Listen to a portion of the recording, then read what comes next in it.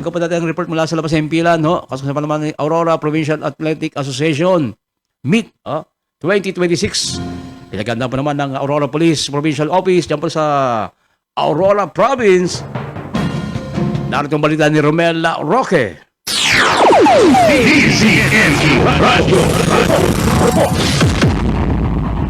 Pinaghahandaan na ng kapulisan ng Aurora Police Provincial Office ang nalapit na pagdaraos ng Aurora Provincial Athletic Association o APAM Meet 2026.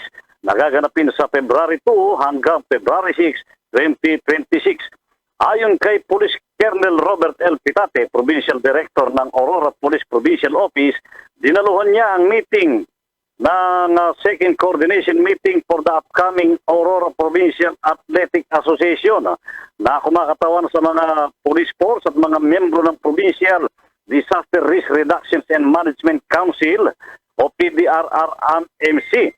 Sa pagpupulong, inihain ni Police Colonel Robert Pitate ang Police Implementation Plan, Traffic Rerouting Plan at Parking Plan.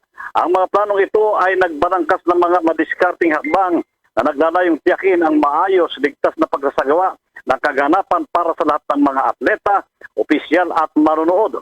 Binigyang diin ang mga saklaw ng seguridad at mahusay na pamamahala sa trapiko upang matya ang tagumpay ng nasabing Athletic Association Meet 2026. Iba aniya ito sa paghahanda ng Aurora Police Provincial Office para sa darating na Aurora Day sa February 19, 2026. Mula sa lalawigan ng Aurora, ako si Romel Roque, nag-uulat sa Target on Air ng DCME 1530, ang Radyo TV.